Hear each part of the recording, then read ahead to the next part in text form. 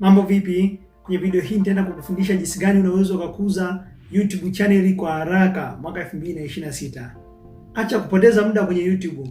Kama unataka kukua kwa haraka kwenye YouTube channel kwa mwaka 2026, kuna mbinu moja tu ambayo inafanya kazi. Na mbinu hiyo ndio wanaitumia YouTubers wote ambao ni wakubwa. Channel nyingi ndogo zinafeli sana kwenye YouTube. Kwa sababu gani? Kwa sababu wanajaribu karibia kuposti kila kitu na upload kila kitu na wanasahau kitu ambacho YouTube wanakizingatia kwenye channel zetu, na hicho kitu ni tunasema kile kitu ambacho kinawashawishi watu wabonyeze video yako, tunakiita click through rate, lakini pia retention. Nikisema retention maana yake kile kitu ambacho kinafanya watu warudie kuitazama video yako tena na tena. Sio video nzuri ulizoshutia kwa kamera nzuri, sio kuposti kila siku, sio tags, vitu hivyo ni minor sana. Ila ni nini? Ni retention pamoja na click through rate. Hivyo ndio vitu ambavyo YouTube wanavizingatia. Mwaka 2026 YouTube watazisukuma sana zile video ambazo zinabonyezwa sana, lakini zile video pia ambazo zinafanya watu wazitazame kwa muda mrefu. So wewe kama wewe, nini ufanye? Jambo la kwanza la kufanya ni kuchagua niche au kuchagua kitu ambacho utakuwa unakiongelea, kitu kimoja ambacho utakuwa una uzoefu nacho. Kuna vitu vingi sana ambavyo unaweza kuongelea YouTube. Unaweza kufundisha jinsi ya kupika, unaweza kuongelea mambo ya mpira, football, lakini pia unaweza kuongelea mambo ya biashara na uwekezaji, unaweza kuongelea mambo ya simulizi mbalimbali, vitu vipo vingi sana, na hizo ndio niche ambazo naweza nikasema ni baadhi ya niche ambazo zinawashawishi watu waendelee kufuatilia channel yako. Unaweza kuongelea mambo ya ukuaji wa YouTube kama ambavyo mimi ninafanya. Unaweza kuongelea mambo ya AI content. Nikisema AI content ni zile video ambazo zinatengenezwa kwa artificial intelligence. Jambo la pili, tengeneza format moja ya video. Tengeneza format moja ya video. Kwa mfano, kwenye channel yako unaweza kutengeneza video za unaelezea top 10 au top ngapi, lakini pia unaweza ukawa na video nyingine zimeelezea jinsi ya kufanya kitu fulani, lakini pia unaweza ukawa na video zimeelezea labda kabla ya na baada ya, au tunasema before and after. Lakini pia unaweza ukawa na video zimeelezea mistakes, makosa niliyofanya, makosa wanayofanya. Kwa hiyo hizo ni video formats, na utakapoona katika video formats, kati hizo nilizokutajia, hizo ni baadhi tu. Kuna format ambayo imependwa sana, labda pengine jinsi ya pengine imependwa sana, basi itengenezee angalau video 20. Tumelana mpaka hapo. Kwa hiyo tengeneza video jinsi ya. Kwa hiyo ndio jinsi YouTube ambavyo wanaikuza channel yako, blow up. Mwisho wa siku inafikia watu wengi na subscribe, mwisho wa siku unapata masaa ya watazamaji mengi. Kwa hiyo usituchanganye, leo naelekeza jinsi ya, kesho naelezea makosa niliyo. Hapana. Unaweza kufanya hivyo kwa mwanzo, lakini ukishapata ile video ambayo format ya video ambayo imependwa na watu wengi, basi angalia ni namna gani unaweza ukarudia format ya style kama hiyo kwa video angalau 20 kuendelea. Jambo la tatu, zingatia zile sekunde 30 za mwanzo kwenye video yako. Sekunde 30 zile za mwanzo zitaamua kama mtazamaji wa video yako ataendelea kubakia, lakini pia hizo sekunde 30 zitaamua kama YouTube watairecommend video yako au channel yako kwenye videos nyingine zaidi ili waendelee kuitazama. Lakini pia zile sekunde 30 zitaamua video inapaswa kwenda viral au haipaswi kwenda viral. Kwa hiyo uwe makini sana wewe ambavyo unatumia sekunde 30 kwenye video yako pale mwanzoni.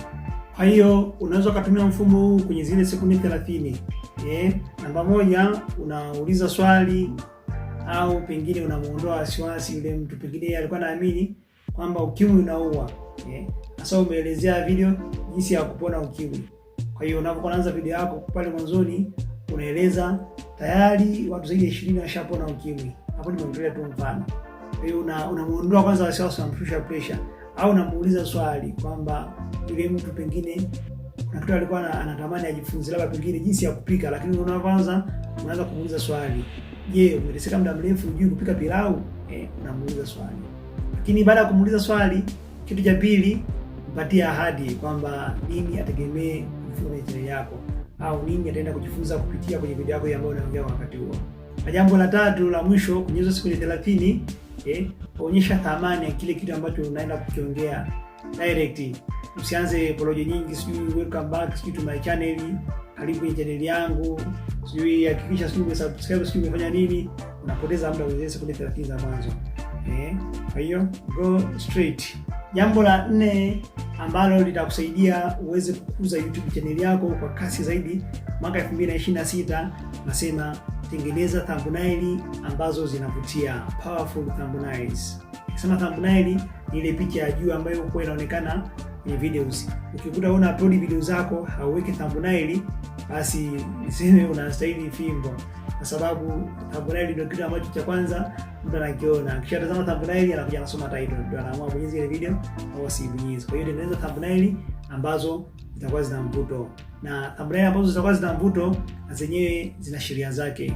Thumbnail kwanza, kama unaamua kutumia picha ya sura au ya object fulani, make sure ile picha inaonekana kwa ukubwa na kwa ukaribu, ili ivute hisia. Lakini pia jambo la pili, ile picha isionekane tu kwa ukubwa afu mtu amepiga kama passport. Hapana, yule mtu aonyeshe hisia fulani, aidha mikono mdomo anashangaa, aidha analia, aidha anafly, aidha anacheka, aidha ana point kidole, aidha anasikitika. Kwa hiyo make sure kwenye ile picha ambayo unaitumia, kama ni picha ya mtu, basi iwe na hisia. Lakini jambo la tatu, tumia neno moja hadi maneno matatu ndani ya thumbnail. Usitumie maneno 6, 7, 8, hapana, kwa sababu unapokuwa unatumia maneno mengi, tunasema hata wewe mwenyewe itakufanya vile maneno vidogo vidogo, kwa hiyo mtu kusoma kwa mbali yale maneno itakuwa ni vigumu. Kwa hiyo utatumia neno moja hadi maneno matatu, yale maneno powerful ambayo mtu akisoma tu hivi yanamshawishi kutazama nini, kutazama video yako. Lakini jambo jingine nasema tumia contrast. Nikisema contrast ni kwamba tumia thumbnail ambayo ina rangi yake ni inang'aa, sababu utakuwa uwe makini unapotumia, make sure unatumia rangi mbili ambazo zinapishana.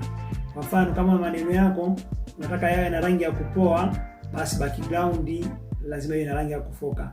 Kama unataka maneno utengeneze kwa rangi ya kufoka, basi background yako lazima ipoe, na ukifanya hivyo maana yake maneno yatasomeka. Sijui tumelana hiyo point. Let's say ndio mfano umetengeneza background ya njano alafu unaandikia maneno meupe, hayatasomeka vizuri kwa sababu hizo zote ni rangi zinazofoka. Haya, let's say umetengeneza labda background nyeusi alafu unaandika maneno ya dark blue, au background ya dark blue alafu maneno meusi, obviously hayatasomeka vizuri.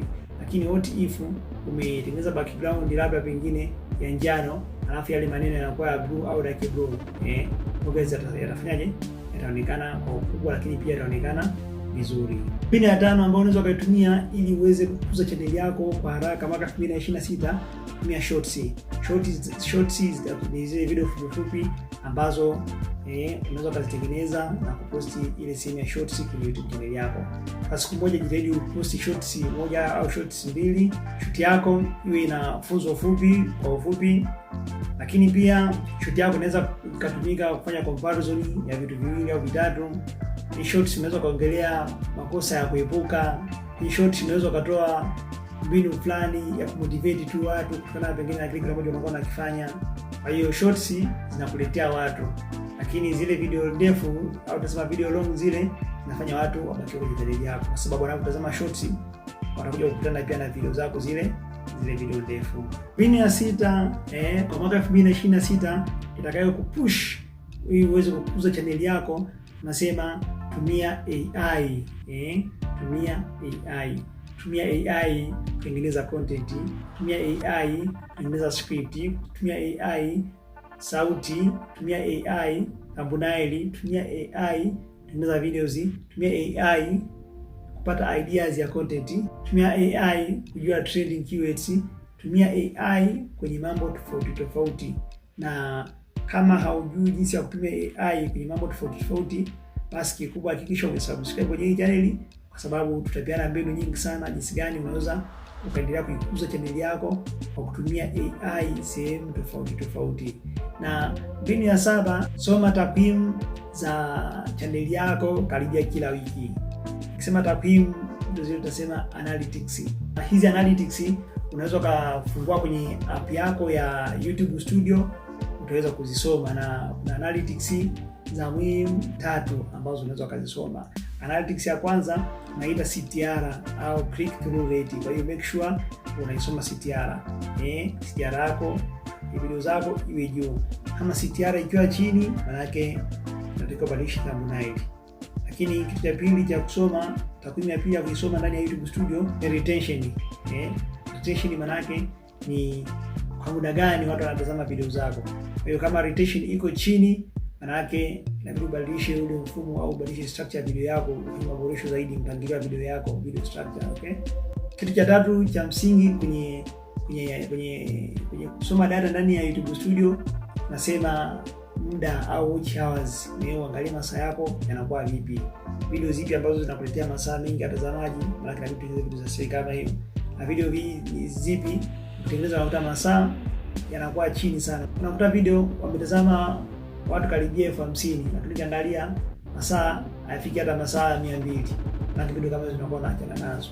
Kwa hiyo hizo ndio metrics za muhimu au vitu vya msingi unapokuwa unafanyaje, unapokuwa unaangalia takwimu ndani ya YouTube Studio.